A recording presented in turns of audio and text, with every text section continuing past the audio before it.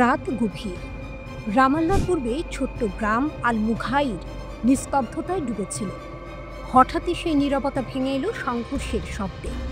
এক তরুণ ফিলিস্তিনি প্রতিরোধ যোদ্ধা এগিয়ে গেছেন বসতির দিকে, হাতে ছোট্ট একটি পিস্তল। কিন্তু ভাগ্য যেন তাকে ধোঁকা দিল। অস্ত্র কাজ করল না, গুলি বের হলো না। সাধারণত এমন মুহূর্তে ভয় মানুষকে থামিয়ে দেয়, কিন্তু তিনি থামেননি। খালি হাতে ঝাঁপিয়ে পড়লেন। ধস্তাধস্তিতে এক ইসরায়েলি বসতি গুরুতর আহত হলো, আর সেই যোদ্ধা অন্ধকারের আড়ালে মিলিয়ে গেলেন নিরাপদে। এই ঘটনায় রাতারাতি আলোড়ন তুলল সামাজিক যোগাযোগ মাধ্যমে। ফিলিস্তিনিরা একে বলছে সাহসের প্রতীক। তাদের চোখে এটি কেবল একজনের হামলা নয়, বরং দমন পীড়নের বিরুদ্ধে প্রতিরোধের নতুন রূপ। ভোরে গাজা থেকে বিবৃতি দিল হামাস। তারা ঘোষণা করল এটি এক ব্যক্তির উদ্যোগ নয়, এটি একটি ন্যায়সঙ্গত লড়াই। তাদের ভাষায় অস্ত্র থেমে যেতে পারে, কিন্তু প্রতিরোধ থামে না। 22, 23 ও 24 আগস্ট এই 3 দিনকে তারা ঘোষণা করল প্রতিরোধের নতুন অধ্যায় হিসেবে।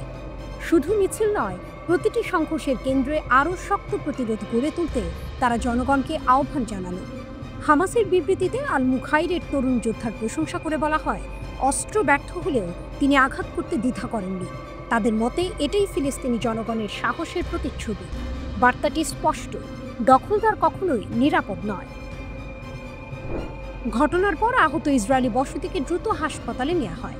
ইসরায়েলি গণমাধ্যম জানায় তার অবস্থা গুরুতর। সেনারা গ্রাম ঘিরে ফেললেও হামলাকারীকে খুঁজে পায়নি। এই ব্যর্থতা ইসরায়েলি নিরাপত্তা ব্যবস্থার দুর্বলতা নিয়ে প্রশ্ন তুলেছে। অন্যদিকে ফিলিস্তিনি গ্রামগুলোতে ছড়িয়ে পড়েছে আশাবাদ। অনেকেই বলছে এটি ইসরায়েলি আগ্রাসনের প্রতিদিনের জবাব। সামাজিক মাধ্যমে ছড়িয়ে পড়েছে ছবি ও বার্তা। অস্ত্র থেমে গেলেও প্রতিরোধ থামে না। পশ্চিম তীরে গত কয়েক মাস ধরে ইসরায়েলি সেনাদের অভিযান বেড়েই চলেছে।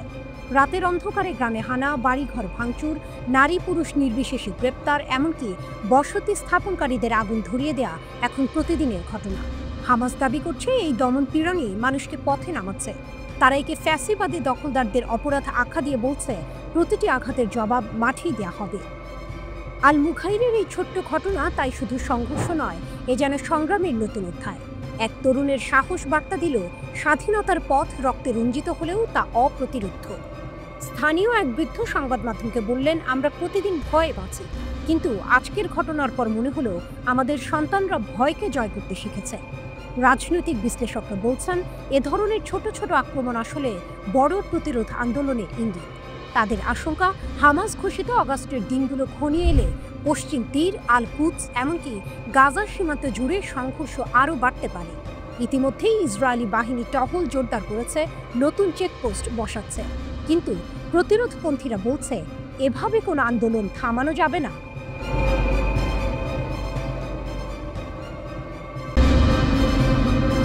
ইউক্রেনের আকাশে ইরানের ড্রোন, যুদ্ধের ময়দানে নতুন মোড়। ইউক্রেনের যুদ্ধের ময়দানের দৃশ্য। রাশিয়ার রণক্ষেত্রে আজ যে অস্ত্র প্রতিধ্বনিত হচ্ছে তার নেপথ্যে রয়েছে এক দুরন্ত সম্পর্ক, ইরান এবং রাশিয়া।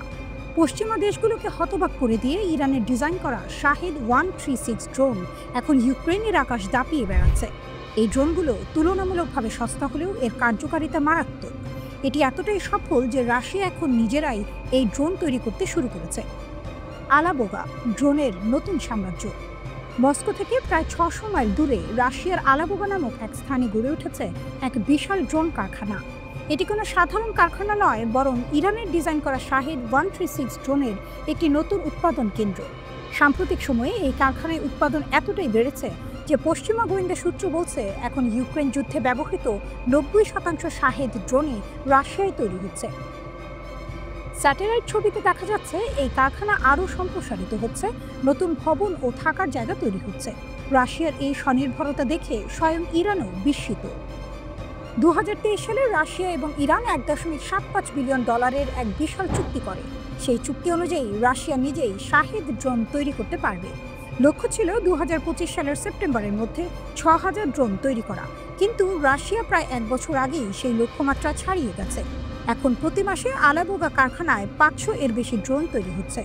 শুরুর দিকে ইরান এই উদ্যোগকে সমর্থন জানালেও রাশিয়ার উন্নত সংস্করণ দেখে তারা চমকে ওঠে। ইরানের বিশ্লেষক দায়েরি বলেন, রাশিয়া সবসময় বেশি নিতে চায় আর কম দিতে চায়। এটা ইরানের ক্ষেত্রেও প্রযোজ্য।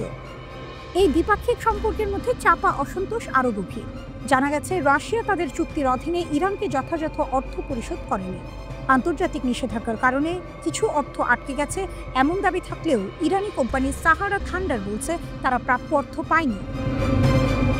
আর সবচেয়ে বড় ধাক্কা আসে জুন মাসে, যখন ইসরায়েল 12 দিন ধরে ইরানের পারমাণবিক স্থাপনাগুলোতে হামলা চালায়। সেই সময় ইউক্রেন যুদ্ধে ইরানের কাছ থেকে ব্যাপক সামরিক সহায়তা পাওয়া সত্ত্বেও রাশিয়ার পক্ষ থেকে একটি দুর্বল ও প্রায় নীরব প্রতিক্রিয়া আসে। এই ঘটনা ইরানকে গভীরভাবে অসন্তুষ্ট করে। সম্প্রতি একটি বড় সামরিক পরিবহন বিমান মস্কো থেকে তেহরানে যায় এবং আবার ফিরে আসে। গোয়েন্দা সূত্রের মতে এই বিমানে রাশিয়ার S-400 এয়ার ডিফেন্স সিস্টেমের কিছু অংশ ছিল। যদিও রাশিয়া বা ইরান কেউই এই বিষয়ে কোনো মন্তব্য করেনি। এটি একটি ইঙ্গিত যে সামরিক সম্পর্ক এখনও পুরোপুরি ছিন্ন হয়নি। বিশ্লেষকরা বলছেন, সম্পর্ক যতই টানাপোড়েনের মধ্যে দিয়ে যাক না কেন, ইরান রাশিয়ার কাছ থেকে কিছু সুবিধা পাবে। মস্কোর কাছ থেকে সামরিক প্রযুক্তি, হার্ডওয়্যার এবং অর্থনৈতিক সহযোগিতা পাওয়ার আশা এখনও ইরানের আছে। একদল আরেক দলের প্রয়োজন মেটাতে গিয়ে তৈরি করছে এক নতুন রাজনৈতিক ও সামরিক সমীকরণ, যার পরিণতি এখনও অস্পষ্ট। তবে প্রশ্ন থেকেই যায়, এই সহযোগিতার আড়ালে কি রাশিয়া একাই লাভবান হচ্ছে, নাকি ইরানও কিছু পাচ্ছে? এবং এই জটিল সম্পর্ক ভবিষ্যতে কোন দিকে মোড় নেবে?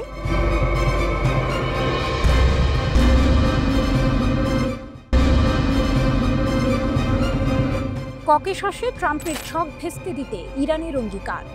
আর্মেনিয়া আজারবাইজান চুক্তি নিয়ে ট্রাম্পকে সরাসরি সতর্কবার্তা।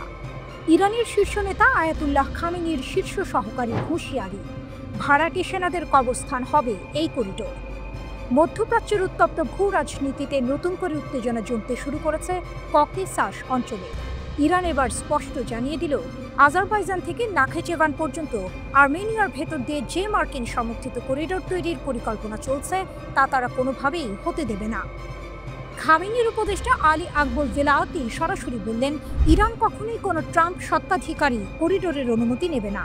তার ভাষায়, এই করিডোর হবে ভাড়াটে সেনাদের কবরস্থান। ভেলাওয়াতি আরও সতর্ক করে দেন, এই প্রকল্প আঞ্চলিক স্থিতিশীলতার জন্য হুমকি এবং আর্মেনিয়ার ভৌগোলিক ঐক্যকেও বিপদে ফেলতে পারে। তবে ইরানি পররাষ্ট্র মন্ত্রণালয় আর্মেনিয়া আজারবাইজান শান্তি চুক্তিকে দীর্ঘস্থায়ী শান্তির পথে গুরুত্বপূর্ণ পদক্ষেপ হিসেবে স্বীকৃতি দিয়েছে। কিন্তু এর পাশাপাশি তারা স্পষ্ট করে বলেছে, ইরানের সীমান্তের কাছাকাছি যে কোনো বিদেশি হস্তক্ষেপের বিরূপ প্রভাব পড়তে পারে। তেহরান সরাসরি সতর্ক করে দিয়েছে, সীমান্তবর্তী এলাকায় বিদেশি শক্তির হস্তক্ষেপ নেতিবাচক পরিণতি ডেকে আনবে। ইরানের আশঙ্কা, এই পরিকল্পনা আর্মেনিয়াকে বিভক্ত করে দিতে পারে এবং ককেসাসের জ্বালানি সমৃদ্ধ অঞ্চলে নতুন অস্থিরতা সৃষ্টি করতে পারে। তাদের বিবৃতিতে বলা হয়, নিঃসন্দেহে ককেসাস অঞ্চলে শান্তি ও স্থিতিশীলতা বজায় রাখা এখানকার সব দেশের স্বার্থে। একই সঙ্গে ইরানের শেয়ার করা সীমান্তের পার্শ্ববর্তী এলাকায় যে কোনো ধরনের বিদেশি হস্তক্ষেপের নেতিবাচক প্রভাব নিয়ে উদ্বেগ প্রকাশ করছে। এই বিবৃতি এসেছে এমন এক সময়ে যখন আর্মেনিয়া ও আজারবাইজান যুক্তরাষ্ট্রের মধ্যস্থতায় ওয়াশিংটনের হোয়াইট হাউসে একটি ঐতিহাসিক শান্তি চুক্তি স্বাক্ষর করেছে। ট্রাম্পের নেতৃত্বে অনুষ্ঠিত এই আলোচনায় ছিল আজারবাইজানের বিতর্কিত নাগোর্নো কারাবাখ অঞ্চল পুনর্দখলের পর দুই দেশের মধ্যে প্রথম সরাসরি শান্তি চুক্তি। চুক্তিটি হোয়াইট হাউসের স্টেট ডাইনিং রুমে স্বাক্ষরিত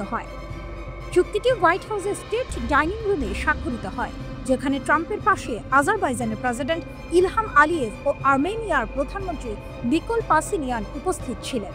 এই চুক্তির মূল লক্ষ্য হল দুই দেশের মধ্যে সব ধরনের লড়াই স্থায়ীভাবে বন্ধ রাখা, বাণিজ্য, ভ্রমণ ও কূটনৈতিক সম্পর্ক খুলে দেওয়া এবং একে অপরের সার্বভৌমত্ব ও ভৌগোলিক অখণ্ডতা সম্মান করা। মার্কিন পক্ষ জানিয়েছে, এই চুক্তির অংশ হিসেবে আর্মেনিয়া ও আজারবাইজান একটি নতুন ট্রানজিট করিডোর তৈরি করবে, যার নাম দেওয়া হয়েছে ট্রাম্প রুট। হোয়াইট হাউস জানিয়েছে, এই করিডোরের একচেটিয়া উন্নয়ন অধিকার মার্কিন যুক্তরাষ্ট্রের থাকবে। এর ফলে জ্বালানি এবং অন্যান্য সম্পদের বৃহত্তর রপ্তানি সহজতর হবে। রয়টার্সের প্রতিবেদনে বলা হয়, বিশ্লেষক এবং এর সাথে সংশ্লিষ্ট ব্যক্তিরা বলছেন যে বিতর্কিত পারমাণবিক কর্মসূচি এবং জুন মাসে ইসরায়েলের সাথে 12 দিনের সংঘাতের পর মার্কিন চাপের মুখে ইরানের করিডোরটি বন্ধ করার মতো সামরিক শক্তির অভাব রয়েছে। চুক্তির অন্যতম গুরুত্বপূর্ণ অংশ হল Trump Route for International Peace and Prosperity (TRIPP), যা আজারবাইজানের মূল ভূখণ্ড ও তার নিকচিভান স্বায়ত্তশাসিত প্রদেশকে সংযুক্ত করবে। এই পথটি আর্মেনিয়ার ভূখণ্ডের মধ্য দিয়ে যাবে, যেখানে যুক্তরাষ্ট্রের সঙ্গে একটি বিশেষ অংশীদারিত্ব গড়ে তোলা হবে। ট্রাম্প জানান, এই করিডোরের উন্নয়নে আমেরিকান কোম্পানিগুলো বড় বিনিয়োগ করবে এবং এটি 3 দেশকেই অর্থনৈতিক সুবিধা দেবে। রাতের আকাশে সাইরেনের হাহাকার, চারদিক যেন এক অনিশ্চিত অপেক্ষায় থমকে আছে। কিন্তু সেই নীরবতা ভেঙে দিল আগুনের রেখা। গাজা থেকে ছোড়া হামাসের রকেট, ইসরায়েলের গর্ব, তাদের বহুস্তরীয় আকাশ প্রতিরক্ষা ব্যবস্থা যেন এক মুহূর্তে অদৃশ্য হয়ে গেল এই আঘাতে। দক্ষিণ ইসরায়েলের নাহাল ওজ, কাফার আজা আর সাআদ 3টি বসতিতে বাজতে শুরু করলো সতর্কতার সাইরেন। কয়েক সেকেন্ডের মধ্যে রকেট ভেদ করে ঢুকে গেল ইসরায়েলি আকাশে। কিন্তু এই রকেটগুলো ছিল যেন বালুর ভেতর দিয়ে সাপের মতো, চোখের আড়াল কিন্তু প্রাণঘাতী। কোনো হতাহতের খবর নেই, কিন্তু ইসরায়েলের জন্য আঘাতটা প্রতীকী। প্রতিরক্ষা ব্যবস্থার অজেয় দেওয়ালে আবারও ফাটল ধরল। এই আঘাতের পেছনে আছে আরেক নাটকীয় পটভূমি। ইসরায়েলি প্রধানমন্ত্রী বেনিয়ামিন নেতানিয়াহু কয়েকদিন আগে মন্ত্রিসভা অনুমোদিত গাজা দখলের পরিকল্পনা প্রকাশ করেছেন। বিশ্বজুড়ে যখন এই পরিকল্পনার বিরুদ্ধে নিন্দা বাড়ছে, তখন গাজা সীমান্তে ট্যাঙ্ক আর সশস্ত্র সেনাদের দেখা মিলছে। দেশেও ফুঁসছে ক্ষোভ, কারণ ইসরায়েলিরা ভয় পাচ্ছে গাজায় থাকা জীবিত ও মৃত মিলিয়ে প্রায় 50 জন জিম্মির জীবন ঝুঁকিতে পড়তে পারে। কিন্তু এই মুহূর্তে যে বার্তাটা সবচেয়ে জোরে কানে বাজছে, তা এসেছে হামাস ও ফিলিস্তিনি প্রতিরোধ শক্তির দিক থেকে। তোমাদের দখল যতই বাড়ুক, আমাদের আঘাত থামবে না। গত কয়েক সপ্তাহের সংঘাত দেখিয়ে দিয়েছে ফিলিস্তিনি যোদ্ধাদের হাতে এখন শুধু ঘরে বানানো রকেট নয়, কৌশলগত পরিকল্পনাও আছে। তাদের আঘাত এখন ইসরায়েলের দুর্বল জায়গাগুলোতে সঠিকভাবে লাগছে।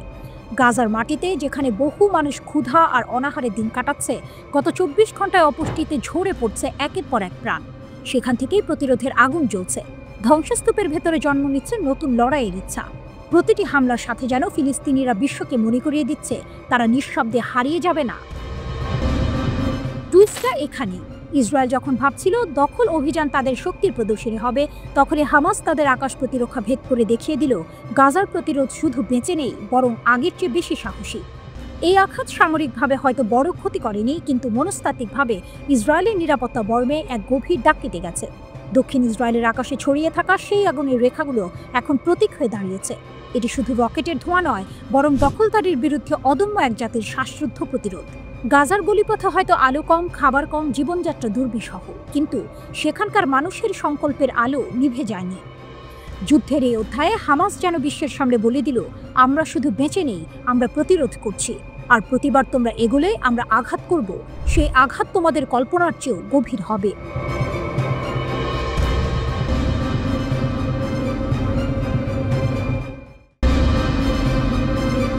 রাতের অন্ধকারে যেন কোনো সিনেমার গোপন দৃশ্য।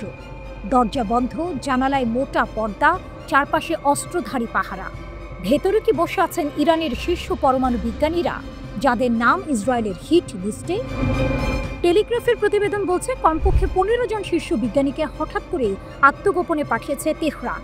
বিশ্ববিদ্যালয়ের ক্লাসরুমে যারা ছিলেন, তাদের বদলে দেয়া হয়েছে এমন শিক্ষকদের যাদের পরমাণু কর্মসূচির সঙ্গে কোনো সম্পর্কই নেই। কারণটা ভয়াবহ। 2010 সাল থেকে মোসাদের হাতে একে একে প্রাণ দিয়েছেন ইরানের পরমাণু প্রকল্পের মস্তিষ্করা। কেবল জুন মাসেই 12 দিনের ব্যবধানে হত্যা করা হয় অন্তত 30 জন বিজ্ঞানীকে। খবর এলেই তেহরান জেগে ওঠে। শুরু হয় শিকারী শিকারের খেলা। ইরানের গোয়েন্দারা দেশ জুড়ে খুঁজতে থাকে ইসরায়েলি গুপ্তচরদের। সন্দেহভাজন কয়েকশো মানুষ ইতিমধ্যেই ধরা পড়েছে। এর মধ্যেই ঘটে আরেক নাটকীয় মোড়। রুজবে ভাদি নামের এক পরমাণু বিজ্ঞানী ধরা পড়লেন ইসরায়েলের হয়ে গুপ্তচর বৃত্তির অভিযোগে। আদালতে দোষী সাব্যস্ত হওয়ার পর ফাঁসিতে ঝুলে শেষ হলো তার গল্প। এই মৃত্যুই যেন বার্তা, বিশ্বাসঘাতকতার দাম শুধু পদ হারানো নয়, জীবন হারানো। তেহরান এবার আর কোনো ঝুঁকি নিতে চায় না। তালিকাভুক্ত প্রায় 100 বিজ্ঞানীর মধ্যে যাদের প্রাণ সবচেয়ে ঝুঁকিতে, তাদের জন্য বিশেষ পরিকল্পনা করা হয়েছে। কেউ গোপন শহরে, কেউ পাহাড় ঘেরা সুরক্ষিত বাড়িতে, কেউ বা উত্তর উপকূলে। সবখানেই 24 ঘন্টা পাহারা। দেহরক্ষীদের নিয়েও এসেছে বড় পরিবর্তন। যাদের উপর সামান্য সন্দেহ, তাদের সরিয়ে আনা হয়েছে বিশ্বস্ত নতুন মুখ। নতুন করে ইসরায়েলি হামলার আশঙ্কা রয়েছে। ইরানের একজন জ্যেষ্ঠ কর্মকর্তার বরাত দিয়ে এটি জানায় দ্য টেলিগ্রাফ। কর্মকর্তারা বলেন, বিজ্ঞানীদের তাদের পরিবারের সদস্যদের সাথে তেহরানে এবং দেশের উত্তর উপকূলে নিরাপদ জায়গায় স্থানান্তরিত করা হয়েছে। ইরান জানে এটি শুধু প্রাণ বাঁচানোর লড়াই নয়, এটি রাষ্ট্রের অস্তিত্ব রক্ষার যুদ্ধ। তাদের পরমাণু কর্মসূচি কেবল প্রযুক্তি নয়, এটা শক্তি, প্রতিরোধ আর রাজনৈতিক মর্যাদার প্রতীক। আর তাই ইসরায়েলের বার্তা যতই ভয়ঙ্কর হোক, যে ইরানের পরমাণু কর্মসূচিতে কাজ করবে সে স্বয়ংক্রিয়ভাবে আমাদের লক্ষ্য। তেহরান পিছু হচ্ছে না, বরং এই খেলায় ইরান আরও ধূর্ত হচ্ছে। বিজ্ঞানীদের একদল গোপনে কাজ চালিয়ে যাচ্ছে অজানা স্থানে।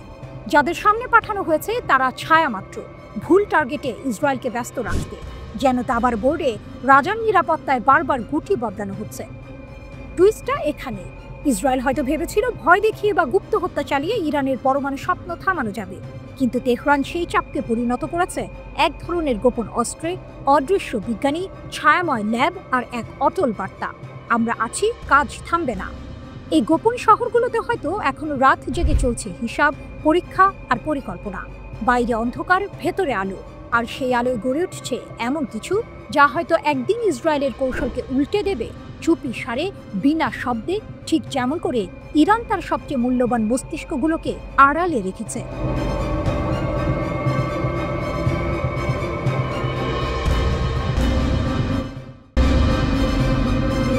রাতের আকাশে যুদ্ধবিমান গর্জে ওঠে, গাজার বুকে ধুলো আর ধ্বংসের স্তূপ জমে ওঠে। আর এই দৃশ্যের মাঝেই ইসরায়েলের প্রধানমন্ত্রী বেনিয়ামিন নেতানিয়াহু নিজের হাতে আঁকেন এক নতুন মানচিত্র, গাজা সিটি দখলের পরিকল্পনা। এটি শুধু সামরিক কৌশল নয়, বরং এক রাজনৈতিক দাবার চাল।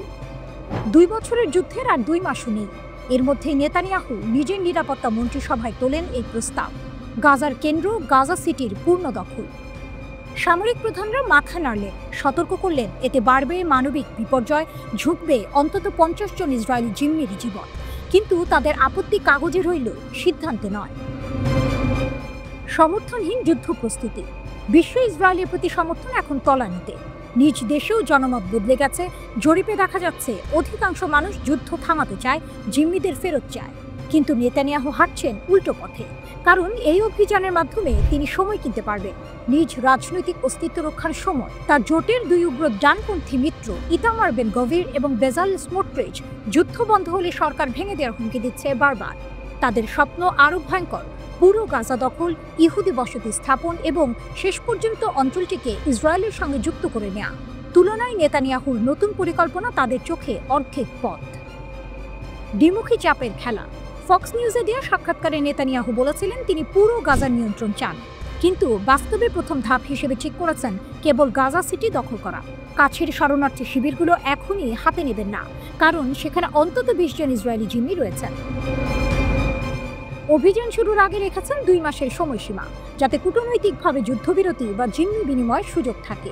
তবে সেটি আসল উদ্দেশ্য নাকি শুধুই সময়ক্ষেপণ, সেটি নিয়েই প্রশ্ন। সেনা বনাম সরকার।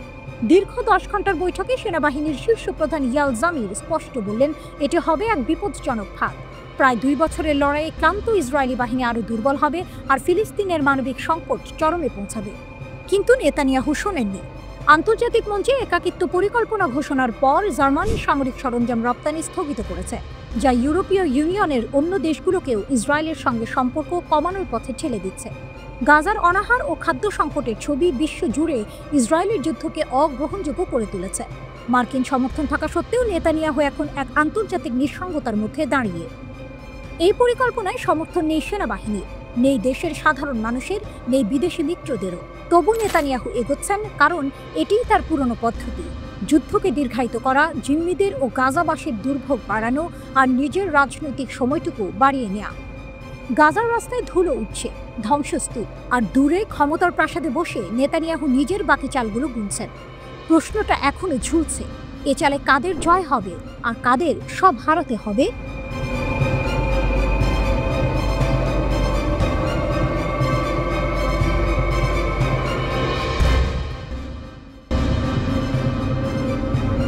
গাজার আকাশে গুলির ঝড়, রাস্তায় মুখোশধারী ছায়া, ইসরায়েলের পূর্ণ দখলের পরিকল্পনাকে খোলা চ্যালেঞ্জ। গাজার ভোর, ধোঁয়ায় ঢেকে আছে রাস্তাঘাট। দূর থেকে ভেসে আসছে বন্দুকের গর্জন আর মানুষের স্লোগান। এই অস্থির মুহূর্তে হঠাৎ হাজির হলো তারা, হামাসের আল কাসাম ব্রিগেডের মুখোশধারী যোদ্ধারা। শুধু যুদ্ধ নয়, তারা এসেছে এক অদ্ভুত কারণে: উদযাপন করতে। আইডিএফের অবরোধে শ্বাসরুদ্ধ গাজায় একদল চোর আর লুটেরাকে দমন করেছে হামাসের বিশেষ বাহিনী অ্যারো ইউনিট। তারপরেই গাজার আল জালা স্ট্রিটে বেরিয়ে এলো তাদের কুচকাওয়াজ। গলিপথ ভরে গেল মানুষে, কেউ হাততালি দিচ্ছে, কেউ পতাকা উড়াচ্ছে, আর আকাশ ফুঁড়ে উঠছে উদযাপনের গুলি। তবে এর পেছনে আছে এক গাঢ় অন্ধকার। 2023 সাল থেকে ইসরায়েলের লাগাতার হামলায় গাজার পুলিশ ব্যবস্থা ভেঙে পড়েছে। আইন শৃঙ্খলা নেই বললেই চলে। লুটপাট, ডাকাতি সবই বেড়েছে কয়েকগুণ।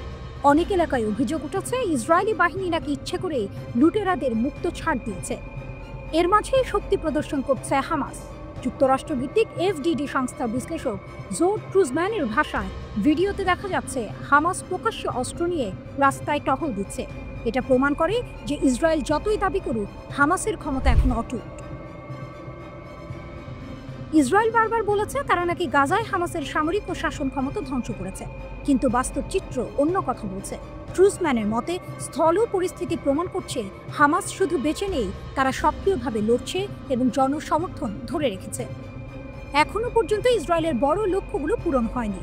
সব জিম্মির মুক্তি, হামাসের পূর্ণ পতন এবং গাজা দখল। বরং বিপরীতটা ঘটছে।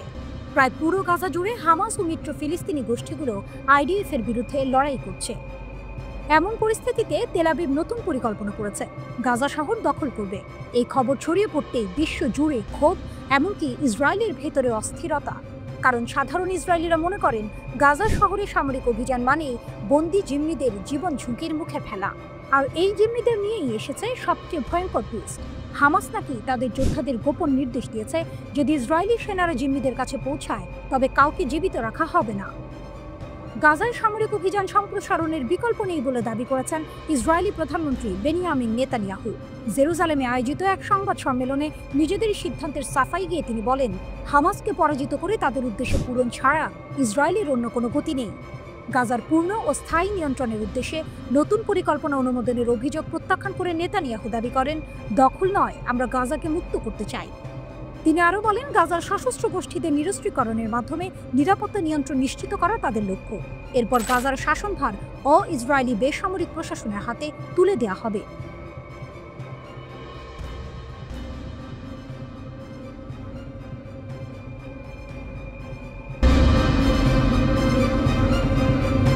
গাজার আকাশে আগুন, আঙ্কারার হুঙ্কার, এরদোয়ানের বিস্ফোরক বার্তা ও প্রতিরোধে নতুন স্রোত। গাজার ধ্বংসস্তূপের ভেতর কান্না, আর আকাশে ইসরায়েলি যুদ্ধ বিমানের গর্জন। এই নরক যন্ত্রণার মাঝেই তুরস্কের প্রেসিডেন্ট রিসেপ তাইয়েপ এরদোয়ান যেন বজ্রপাতের মতো আওয়াজ তুললেন। গাজা দখলের পরিকল্পনা সম্পূর্ণ অগ্রহণযোগ্য। ফোনের ওপরে ছিলেন ফিলিস্তিনের প্রেসিডেন্ট মাহমুদ আব্বাস। দুই নেতা কথা বললেন গাজার বর্তমান পরিস্থিতি আর ইসরায়েলের হামলা নিয়ে। আঙ্কারা জানিয়ে দিল ফিলিস্তিনের পাশে তারা অবিচল। তুরস্কের প্রেসিডেন্ট শুধু প্রতিশ্রুতি দেননি, তিনি ইঙ্গিত দিয়েছেন ভূ রাজনীতির পাল্টে যাওয়া বাতাসের দিকে। ফ্রান্স, যুক্তরাজ্য ও কানাডা, পশ্চিমা দেশগুলো এখন ফিলিস্তিন রাষ্ট্রকে স্বীকৃতি দেওয়ার কথা বলছে। এরদোয়ানের মতে এটা গুরুত্বপূর্ণ এক মুহূর্ত, যা প্রমাণ করছে পশ্চিমা বিশ্বেও ইসরায়েল বিরোধী সমালোচনা বাড়ছে। তুরস্ক শান্তি প্রতিষ্ঠার জন্য তার কূটনৈতিক লড়াই চালিয়ে যাবে। এরই মধ্যে সেই একই সন্ধ্যায় ইস্তানবুলের রাস্তায় নেমে এলো হাজারো মানুষ। হাতে ফিলিস্তিনি পতাকা, কণ্ঠে বজ্রধ্বনি, খুন ইসরায়েল, ফিলিস্তিন ছাড়ো। ফিলিস্তিনের জন্য সহায়তা প্ল্যাটফর্মের ব্যানারে 15টি সংগঠন আয়োজন করেছিল এই মিছিল। বাইজিদ স্কোয়ার থেকে শুরু হয়ে তাই এগোতে থাকে হাজিয়া সোফিয়ার দিকে, যেন ইতিহাস আর বর্তমান একসাথে হাঁটছে। সিনহুয়ার প্রতিবেদনে বলা হয়েছে, বিক্ষোভকারীদের ব্যানারে স্পষ্ট বার্তা, গাজার ক্ষুধার্ত মানুষদের জন্য দায়ী ইসরায়েল এবং এই অবরোধের জবাবদিহিতা চাই। কিন্তু এর বাইরে আরও ভয়াবহ তথ্য দিচ্ছে গাজার স্বাস্থ্য কর্তৃপক্ষ। মাত্র কয়েক মাসে মৃত্যু যেন সংখ্যার সীমা ছুঁয়ে ফেলেছে। 18 মার্চ থেকে নতুন করে শুরু হওয়া ইসরায়েলের তীব্র হামলায় নিহত হয়েছে অন্তত 9,862 জন ফিলিস্তিনি, আহত 40,809 জন। অক্টোবর 2023 থেকে মোট নিহতের সংখ্যা ছাড়িয়ে গেছে 61,000, আহতের সংখ্যা 1,52,850। আরও করুন অপুষ্টি ও অনাহারে মৃত্যুর সংখ্যা। এই পরিস্থিতিতে ইসরায়েলের নিরাপত্তা মন্ত্রিসভা শুক্রবার অনুমোদন দিয়েছে গাজা শহর দখলের পরিকল্পনা। আন্তর্জাতিক সম্প্রদায় ও মানবাধিকার সংগঠনগুলোর সঙ্গে সঙ্গেই তীব্র সমালোচনা করেছে। তাদের মতে এটা শুধু আন্তর্জাতিক আইন লঙ্ঘনই নয়, গাজার মানবিক সংকটকে আরও ভয়াবহ করবে এবং যুদ্ধবিরতির আশা শেষ করে দেবে। কিন্তু এই গল্প শুধু গাজার নয়, এটা গোটা অঞ্চলের শক্তির লড়াই। কারণ গাজার পাশে দাঁড়াতে শুধু তুরস্ক নয়, ইরানও নিজের অবস্থান স্পষ্ট করেছে। তেহরান বহুবার জানিয়ে দিয়েছে ফিলিস্তিনের প্রতিরোধ ভাঙা যাবে না। হামাস, হিজবুল্লাহ বা গাজার যোদ্ধাদের পেছনে যে অদৃশ্য ঢাল, তার অংশ ইরান। এই কারণেই ইসরায়েলের যে কোনো পরিকল্পনা যতই ভয়ঙ্কর হোক, বাস্তবায়ন এত কঠিন হয়ে পড়ে। গাজায় যুদ্ধ চলছে, আকাশে আগুন জ্বলছে, কিন্তু ইতিহাস বলছে যখন ফিলিস্তিনের পাশে আঞ্চলিক শক্তিগুলো এক হয়ে দাঁড়ায়, তখন আগ্রাসনের সাম্রাজ্য কেঁপে ওঠে। আর হয়তো সেই সময় এখনই।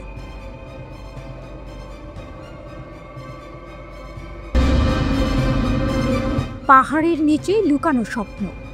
ইরানের বিজ্ঞানীরা অটল, যুদ্ধেও নতি শিকার নয়। রাতের আকাশ ছিঁড়ে গর্জে উঠেছিল যুদ্ধ বিমান।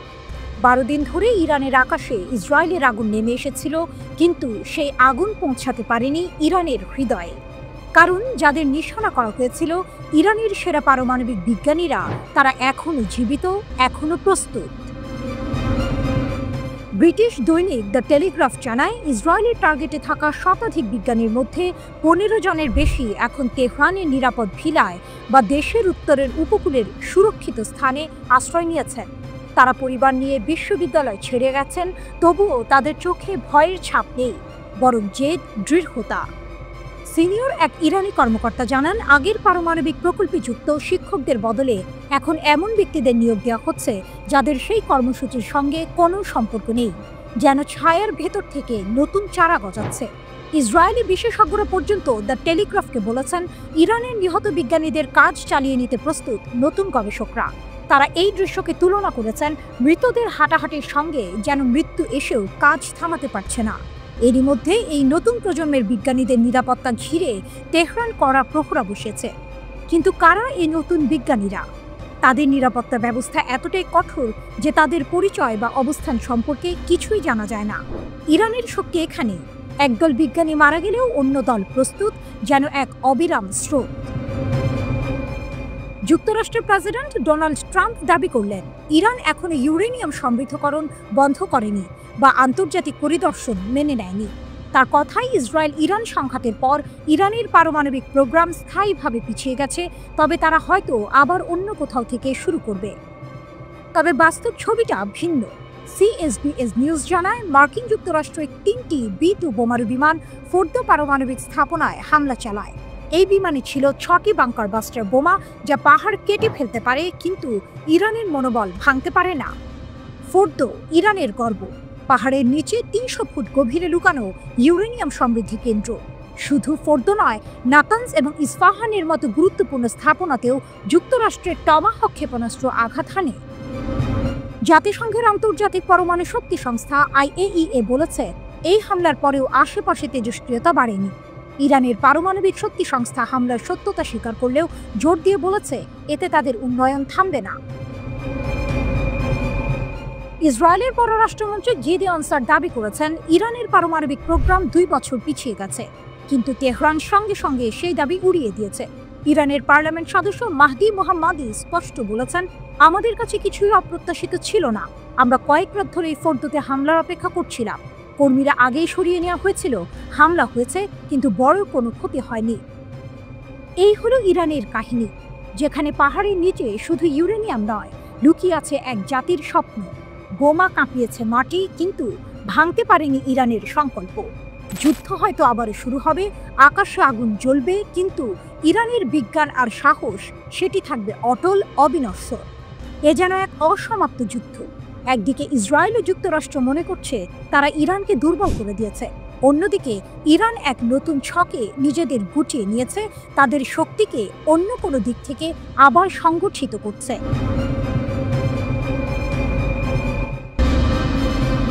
গাজার আকাশে যখন ইসরায়েলি বোমার আর্তনাদ, তখন প্রায় 2000 কিলোমিটার দূরে বসে প্রতিশোধের বার্তা পাঠাচ্ছে ইয়েমেনের সশস্ত্র বাহিনী।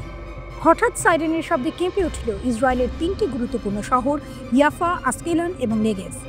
সাধারণ মানুষের মনে আতঙ্ক, ফ্ল্যাট থেকে পাগলের মতো ছুটে নামছে মানুষ, অনেকটা যেমন করে ফিলিস্তিনিরা গাজায় ইসরায়েলের হামলায় ছোটাছুটি করে। এই হামলা কোনো রাষ্ট্রশক্তির নয়, বরং এক বিদ্রোহী গোষ্ঠীর। ইয়েমেনি সশস্ত্র বাহিনীর মুখপাত্র জেনারেল ইয়াহিয়া সারি এক বিবৃতিতে দাবি করেন, তারা ইসরায়েলের 3টি গুরুত্বপূর্ণ স্থানে 5টি ড্রোন দিয়ে হামলা চালিয়েছে। প্রথম হামলায় ইয়াফার একটি গুরুত্বপূর্ণ লক্ষ্যবস্তুতে আঘাত হানে 2টি ড্রোন। এরপর আশকেলান এবং নেগেভ অঞ্চলে সামরিক স্থাপনা লক্ষ্য করে আরও 3টি ড্রোন পাঠানো হয়। ইয়েমেনিরা দাবি করেছে তাদের সব অভিযান সফল হয়েছে।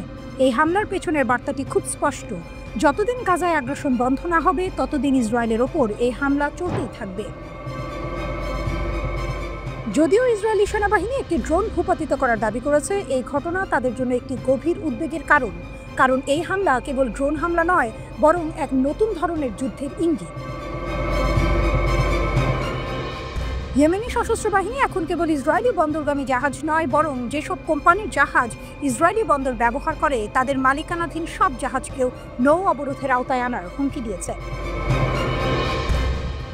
নিঃশব্দ বিশ্ব এবং ইয়েমেনের গর্জন। যখন ফিলিস্তিনিদের ওপর ইসরায়েলের অমানবিক অত্যাচারে সমগ্র বিশ্ব এবং প্রভাবশালী আরব দেশগুলো নীরব, তখন এই নীরবতাকে ভাঙছে কেবল ইয়েমেন। গাজার মানুষের হয়ে বর্বর ইসরায়েলের বিরুদ্ধে লড়াই চালিয়ে যাচ্ছে। এই অসম যুদ্ধের পেছনে একটি নীরব শক্তি কাজ করছে বলে পশ্চিমা মিডিয়া দাবি করছে।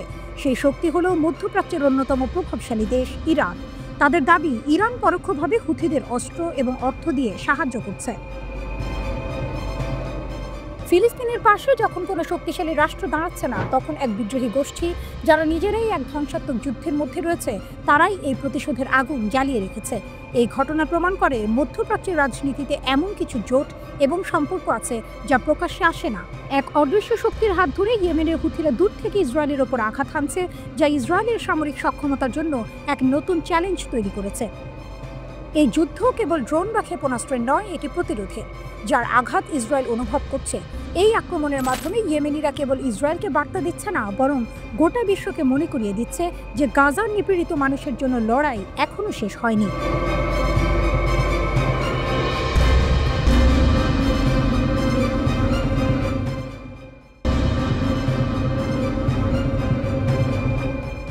মধ্যপ্রাচ্যের আকাশে বারুদের গন্ধ আজও উড়ে বেড়াচ্ছে।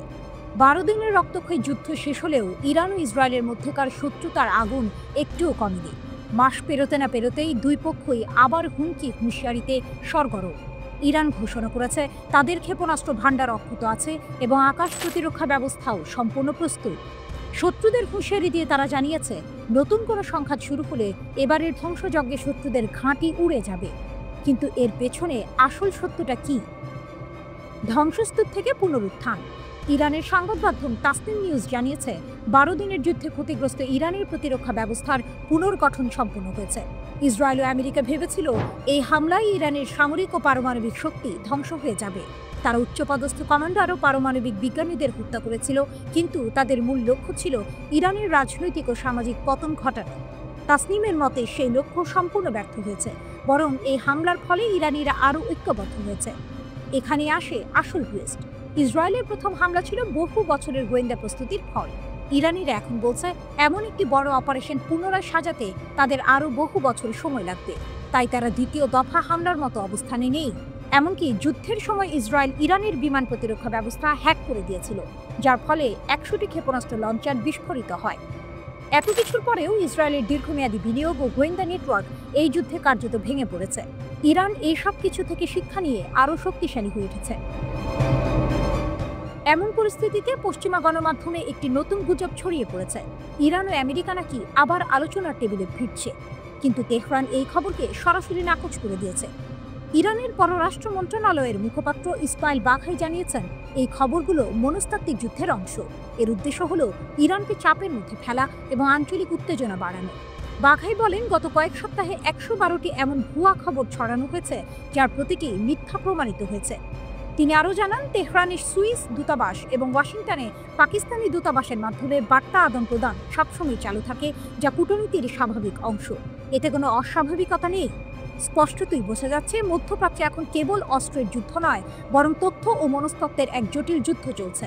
এক পক্ষ চাইছে নিজেদের সামরিক শক্তি ও মনোবল পুনরুদ্ধার করতে, আরেক পক্ষ চাইছে মিথ্যা খবর ছড়িয়ে প্রতিপক্ষকে মানবিকভাবে দুর্বল করতে।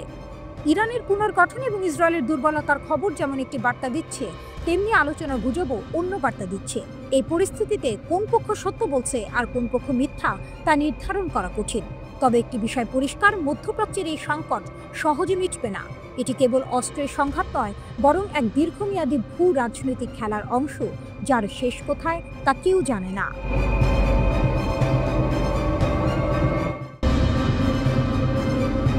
চীন রাশিয়ার নীরব গর্জন। পৃথিবীর বুকে তখনও ভোরের আলো ফোটেনি, যখন জাপান সাগরের আকাশ হঠাৎ করেই ভারী হয়ে উঠল। দুটি পরাশক্তির যুদ্ধবিমান গর্জন করে উড়ে চলল এক গোপন মিশনে। একদিকে চীনের অত্যাধুনিক Y-8 অ্যান্টি সাবমেরিন বিমান, অন্যদিকে রাশিয়ার শক্তিশালী IL-38 মডেলের বিমান। তাদের লক্ষ্য একটাই, শত্রুর পারমাণবিক সাবমেরিনগুলো খুঁজে বের করে ধ্বংস করা। এই সামরিক মহড়াটি কোনো সাধারণ অনুশীলন ছিল না। এটি ছিল আমেরিকা ও তার মিত্রদের জন্য এক স্পষ্ট বার্তা, যে বার্তাটি ছিল, আমাদের নিরাপত্তা ও সম্মান নিয়ে খেলার চেষ্টা করলে কঠিন জবাব অপেক্ষা করছে। এই ঘটনার সূত্রপাত হয়েছিল কিছুদিন আগে, যখন মার্কিন প্রেসিডেন্ট ডোনাল্ড ট্রাম্প রাশিয়ার সমুদ্র সীমার কাছে পারমাণবিক অস্ত্র বহনকারী দুটি সাবমেরিন মোতায়েন করার নির্দেশ দেন। ইউক্রেন যুদ্ধে রাশিয়াকে সামরিকভাবে চাপে ফেলার জন্যই এই কৌশল নেওয়া হয়েছিল। ট্রাম্পের উদ্দেশ্য ছিল রাশিয়াকে যুদ্ধবিরতিতে বাধ্য করা, কিন্তু রাশিয়া ও চীন চুপ করে বসে থাকার পাত্র নয়। ট্রাম্পের এই হুমকির পরেই তারা এই যৌথ সামরিক মহড়ার আয়োজন করল, যা যেন পুরনো ঠান্ডা যুদ্ধের স্মৃতি ফিরিয়ে আনল। এই মহড়া প্রমাণ করে আধুনিক প্রযুক্তি ও কৌশল প্রয়োগে রাশিয়া ও চীন কতটা দৃঢ় প্রতিজ্ঞ। তারা শুধু পারমাণবিক অস্ত্রের হুমকির মুখে হাত গুটিয়ে বসে থাকে না, বরং পাল্টা ব্যবস্থা নিতেও প্রস্তুত। এই যৌথ মহড়ায় চীনের Y-8 বিমান এবং রাশিয়ার IL-38 বিমান ব্যবহার করে সাবমেরিন ধ্বংসের অনুশীলন করা হয়। এই বিমানগুলো আকাশ থেকে শত্রুপক্ষের সাবমেরিনের অবস্থান নিশ্চিত করে নির্ভুলভাবে আঘাত হানতে সক্ষম। ট্রাম্প শুধু সামরিক হুমকি দিয়ে ক্ষান্ত হননি, তিনি রাশিয়াকে নতুন করে কঠোর বাণিজ্যিক নিষেধাজ্ঞার হুমকিও দিয়েছেন। রাশিয়ার নিরাপত্তা কাউন্সিলের ডেপুটি চেয়ারম্যান দিমিত্রি মেদভেদেভ ট্রাম্পের এই হুমকিকে সশস্ত্র যুদ্ধের উস্কানি হিসেবে উল্লেখ করেছেন। যদিও ক্রেমলিনের মুখপাত্র দিমিত্রি পেসকভ আমেরিকা ও রাশিয়ার মধ্যে যুদ্ধের সম্ভাবনাকে উড়িয়ে দিয়েছেন, তিনি পারমাণবিক ইস্যুতে মন্তব্য করার ক্ষেত্রে সব পক্ষকেই সতর্ক থাকার আহ্বান জানিয়েছেন। একদিকে যেমন উভয় পক্ষই প্রকাশ্যে যুদ্ধের সম্ভাবনা উড়িয়ে দিচ্ছে, অন্যদিকে তেমনি গোপনে সামরিক প্রস্তুতি এবং হুমকি পাল্টা হুমকি চলছে। এটি আসলে এক ধরনের মনস্তাত্ত্বিক যুদ্ধ, যেখানে কেউই সরাসরি সংঘাত চায় না, কিন্তু কেউই নিজেদের দুর্বল প্রমাণ করতেও রাজি নন।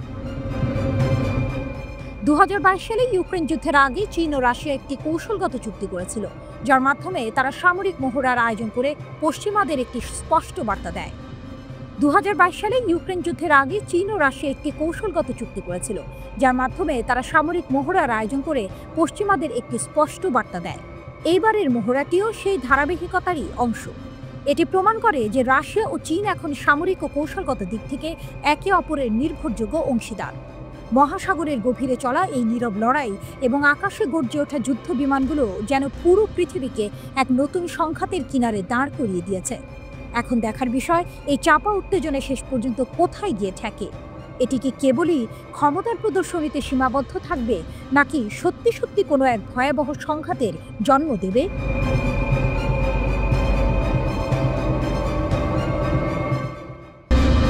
তেল আবিবের আকাশে তখন সন্ধ্যা নেমেছে। শহর জুড়ে প্রতিদিনের ব্যস্ততা আর জীবনের কোলাহল, কিন্তু এই আপাত শান্ত পরিবেশের নিচে চাপা ছিল এক চাপা উত্তেজনা। ইসরায়েলিরা জানতো তাদের সরকার গাজায় আক্রমণ বাড়িয়েছে, আর তার ফলস্বরূপ যে কোনো সময় যে কোনো দিক থেকে হামলা আসতে পারে। আর সে আশঙ্কা সত্যি হলো। পূর্ব দিক থেকে উড়ে এলো এক নীরব হুমকি, ড্রোন। ইয়েমেনের সশস্ত্র বাহিনী ড্রোন হামলা চালিয়েছে ইসরায়েলের বুকে, যা মধ্যপ্রাচ্যের উত্তাপকে আরও বাড়িয়ে দিয়েছে। হামলাটা হলো নীরব, কিন্তু তার প্রভাব ছিল সুদূরপ্রসারী। ইসরায়েলি প্রতিরক্ষা বাহিনী IDF দ্রুতই হামলা নিশ্চিত করল। তাদের বিবৃতি অনুযায়ী ইয়েমেনের হুথি নিয়ন্ত্রিত এলাকা থেকে প্রায় 1 ঘন্টার ব্যবধানে 2টি ড্রোন নিক্ষেপ করা হয়েছিল। ইসরায়েলি বিমান বাহিনী সেই ড্রোনগুলোকে সফলভাবে প্রতিহত করার দাবি করেছে।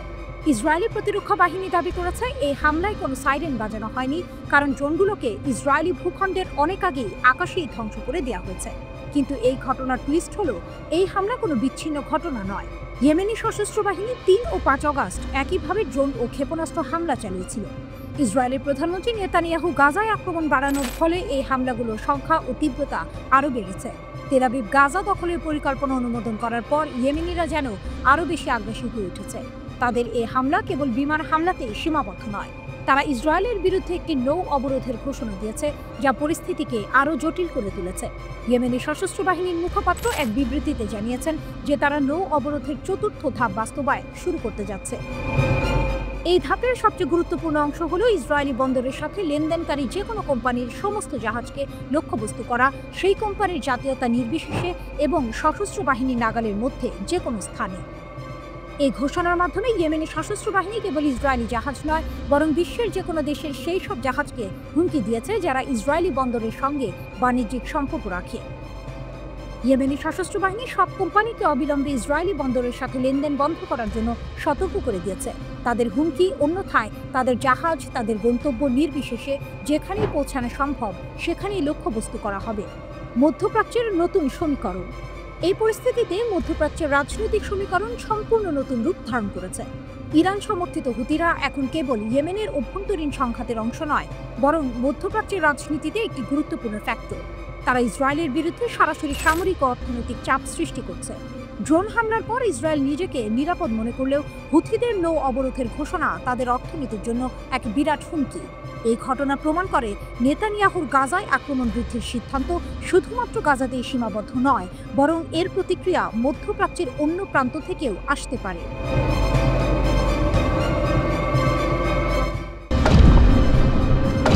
দিন কয়েক আগেই আকাশ কাঁপিয়ে ইরানে হামলা চালিয়েছিল আমেরিকা।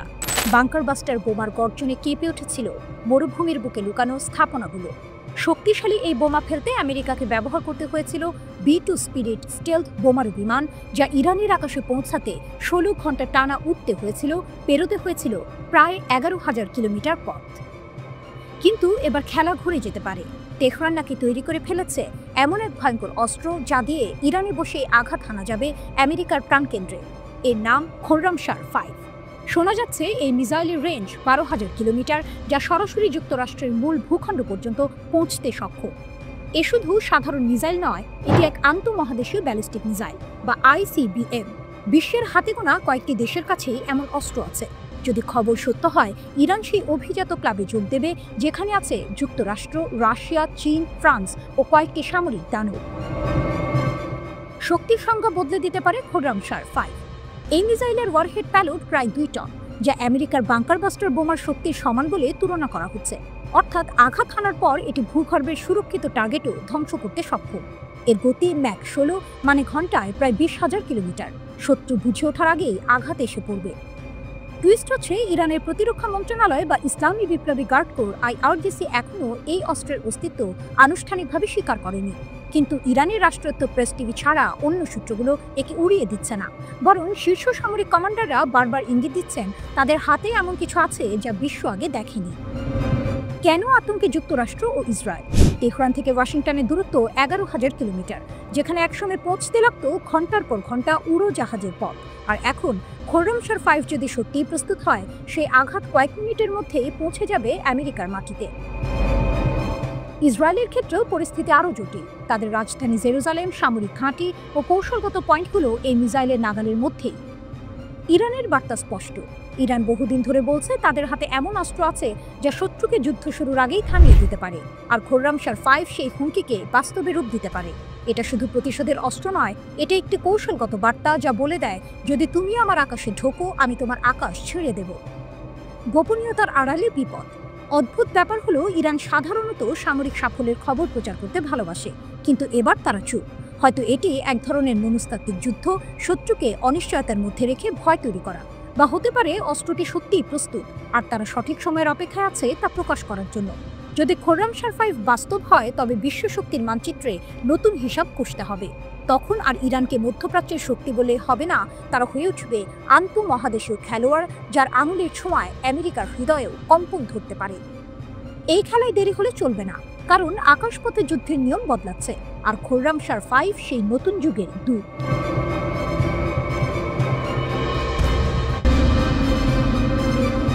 যুদ্ধ থেমেছে, কিন্তু যুদ্ধ জমেছে অদৃশ্য জগতে।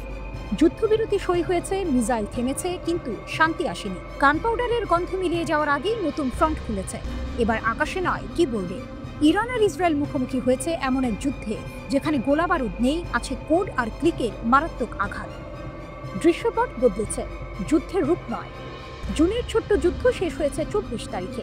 ভেবেছিল সবাই অন্তত কিছুদিনের জন্য শান্তি ফিরবে, কিন্তু যুদ্ধ থামলেও কেবল বাস্তব জগতে। অদৃশ্য সাইবার অমনের লড়াই যেন আরও তীব্র হয়েছে। ইসরায়েলি সাইবার ট্রেড গোয়েন্দা সংস্থা ক্লিয়ার স্কাইয়ের প্রধান বোয়াজ দোলফ জানিয়েছেন, যুদ্ধবিরতির পরও ইরান সংযুক্ত হ্যাকাররা মাইক্রোসফট সার্ভারের নতুন দুর্বলতাকে কাজে লাগিয়ে ইসরায়েলি প্রতিষ্ঠানগুলোতে আক্রমণ চালিয়েছে। লক্ষ্য গোপন তথ্য হাতানো এবং সিস্টেম ভেঙে ফেলা। পাল্টাপাল্টি হামলার নাটকীয়তা। এ যুদ্ধে দুপক্ষই সমান আগ্রহী প্রতিশোধে। সংঘাতের সময় ইসরায়েলি সংযুক্ত হ্যাকার দল গঞ্জেশকে দাঁড়ান দিয়ে ইরানের নোবিটেক্স ক্রিপ্টোকারেন্সি এক্সচেঞ্জ থেকে $90 মিলিয়ন হাতিয়ে নিয়েছিল। শুধু তাই নয়, ইরানের বড় দুই ব্যাংক সেপা এবং পাসারগাদের মূল এবং ব্যাকআপ ডেটা সেন্টার অকেজো করে পরিষেবা বিপর্যস্ত করেছিল তারা। ইরানও থেমে থাকেনি। তারা প্রায় 50টি ইসরায়েলি কোম্পানির বিরুদ্ধে হ্যাক অ্যান্ড লিক অভিযান চালায়। টার্গেট কোম্পানির গোপন নথি ফাঁস করে দেওয়া এবং সিস্টেম ধ্বংস করতে ম্যালওয়্যার ঢোকানো। ফলে ইসরায়েলের শক্তিশালী কোম্পানিগুলোকে উদ্বেগে থাকতে হয়েছে। সবচেয়ে বড় ঝুঁকিতে ছোটরা। বড় বড় সামরিক ও প্রযুক্তি কোম্পানির সাইবার প্রতিরক্ষা ভাঙা কঠিন, তাই ইরানিরা কৌশল পাল্টে ছোট দুর্বল ব্যবসাগুলোকে টার্গেট করে। লজিস্টিক্স, জ্বালানি সরবরাহকারী, এমনকি মানব সম্পদ সংস্থাগুলো এর শিকার।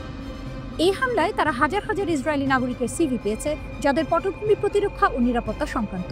ছোট প্রতিষ্ঠানগুলো এখন প্রতিরক্ষা জোরদারে আগের চেয়ে অনেক বেশি খরচ করছে। কেউ কেউ আর্থিক চাপে দমবন্ধ অবস্থায়।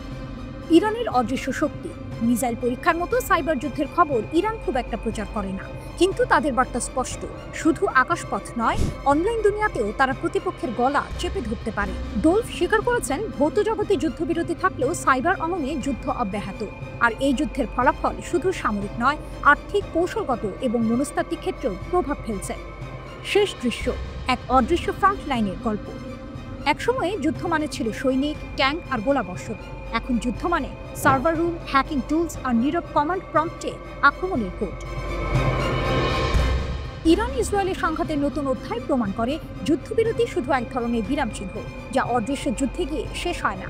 মিসাইলের শব্দ নেই, ধোঁয়ার কুণ্ডলী নেই, তবু প্রতিটি ক্লিক, প্রতিটি কোডের লাইনই হতে পারে নতুন এক বিস্ফোরণ। আর এই খেলায় ইরান প্রমাণ করছে, তারা শুধু মাঠের খেলোয়াড় নয়, ডিজিটাল যুদ্ধক্ষেত্রেরও এক ভয়ঙ্কর প্রতিদ্বন্দ্বী। গল্পটা শুরু হয় রাতের আঁধারে, যখন তেহরানের সরু গলিগুলোতে রহস্যের জাল বুনছিল বাতাস। শুধু তেহরান নয়, ছড়িয়ে ছিটিয়ে থাকা অন্যান্য শহরেও চলছিল এক গোপন খেলা। ইসরায়েলি গোয়েন্দা সংস্থা মোসাদের এজেন্টরা ছড়িয়ে পড়েছিল ইরানের মাটিতে, এক অদৃশ্য সাপ হয়ে। তাদের লক্ষ্য দেশের গোপনীয় তথ্য পাচার করা, অস্থিতিশীলতা তৈরি করা। কিন্তু তাদের চাল ছিল ত্রুটিপূর্ণ, কারণ ইরানের গোয়েন্দারা তাদের এই ছায়া যুদ্ধকে গভীরভাবে পর্যবেক্ষণ করছিল। নীরবে, দক্ষতার সাথে তারা 21 জনকে চিহ্নিত করল। তাদের মধ্যে 20 জনকেই গ্রেপ্তার করা হয়েছে এবং এদেরকে হাতে নাতে ধরেছে ইরানের গোয়েন্দা মন্ত্রণালয়। এই এজেন্টরা শুধু তথ্য পাচারকারী ছিল না, তাদের মধ্যে অনেকে দেশের গুরুত্বপূর্ণ বিষয়ে হস্তক্ষেপের পরিকল্পনাও করছিল। গ্রেপ্তার হওয়া এই এজেন্টদের মধ্যে একজন নারীও ছিলেন, যিনি আপাতদৃষ্টিতে একজন সাধারণ ব্যবসায়ী হিসেবে নিজেকে পরিচয় দিয়েছিলেন। কিন্তু তার ফোন থেকে উদ্ধার হওয়া কিছু এনক্রিপ্টেড বার্তা ফাঁস করে দেয় তার আসল পরিচয়। এই গ্রেপ্তারগুলো ছিল ইরানের জন্য একটি বড় বিজয়, যা দেশের নিরাপত্তা ব্যবস্থাকে আরও শক্তিশালী করে তোলে। কিন্তু এখানেই গল্পের শেষ নয়, বরং এর শুরু। কারণ এর পরপরই ঘটে গেল এক ভয়াবহ ঘটনা, যা সমগ্র ইরানকে নাড়িয়ে দিল। তেহরানের কেন্দ্রীয় কারাগারে রুজবে ভাদি নামে একজন ব্যক্তির মৃত্যুদণ্ড কার্যকর করা হয়। তার অপরাধ, মোসাদের হয়ে গুপ্তচর বৃত্তি করা। রুজবে একসময় দেশের একজন খ্যাতিমান পারমাণবিক বিজ্ঞানী ছিলেন, কিন্তু অর্থের লোভ এবং প্রতিশোধের নেশা তাকে অন্ধকার পথে নিয়ে যায়। তিনি ইরানের পারমাণবিক কর্মসূচির সংবেদনশীল তথ্য ইসরায়েলি গোয়েন্দা সংস্থাকে ফাঁস করে দিচ্ছিলেন। তার মৃত্যুদণ্ড ছিল এক কঠোর বার্তা। ইরানের বিচার বিভাগ স্পষ্ট করে দেয়, দেশের নিরাপত্তার সাথে কোনো আপোষ নয়। এই ঘটনার পরপরই আরও একটি চাঞ্চল্যকর ঘটনা প্রকাশ্যে আসে। তেহরানের দক্ষিণ পূর্বাঞ্চলে একটি সন্ত্রাসী সেল ভেঙে দিয়েছে ইরানের নিরাপত্তা বাহিনী। Islamic Republic news agency IRNA অনুসারে এই সেলটি মোসাহেদিন ই খালক অর্গানাইজেশন MKO এর সাথে সম্পর্কিত ছিল। এই দলটি জনশৃঙ্খলা বিঘ্নিত করার এবং অস্থিতিশীলতা সৃষ্টির পরিকল্পনা করছিল। তবে তাদের পরিকল্পনা ব্যর্থ হয়ে যায়। পাক দাশেত কাউন্টির গভর্নর মোহাম্মদ হাসানপুর জানান, 3 সদস্যের এই দলটিকে গ্রেপ্তার করা হয়েছে এবং তাদের জিজ্ঞাসাবাদ চলছে। এই 3টি ঘটনা একে অপরের সাথে সম্পর্কযুক্ত ছিল। এটা যেন এক বিশাল ষড়যন্ত্রের তিনটি ভিন্ন অংশ। প্রথমে মোসাদের এজেন্ট গ্রেপ্তার, তারপর একজন পারমাণবিক বিজ্ঞানীর মৃত্যুদণ্ড এবং সবশেষে একটি সন্ত্রাসী সেলের পতন।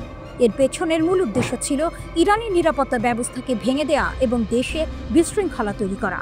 কিন্তু ইরান তার গোয়েন্দা নেটওয়ার্কের মাধ্যমে এই চক্রান্তগুলোকে একের পর এক নস্যাৎ করে দিয়েছে। এই ঘটনাগুলো থেকে একটি বিষয় পরিষ্কার, ইরানের সরকার দেশের নিরাপত্তা নিশ্চিত করতে দৃঢ় প্রতিজ্ঞ। বিচার বিভাগের প্রধান গোলাম হোসেন মোসেনি এজেই বারবার জোর দিয়ে বলেছেন, গুপ্তচর বৃত্তির মতো অপরাধের সাথে কোনো আপোষ করা হবে না। দেশের বিচার বিভাগ ও নিরাপত্তা বাহিনী ঐক্যবদ্ধভাবে কাজ করছে। এখন প্রশ্ন হচ্ছে, এই ঘটনাগুলোর পর মোসাদকে আবারও নতুন কোনো চাল চালবে, নাকি তারা তাদের কৌশল পরিবর্তন করতে বাধ্য হবে? ইরানের নিরাপত্তা বাহিনী কি পারবে সব ষড়যন্ত্র নস্যাৎ করতে?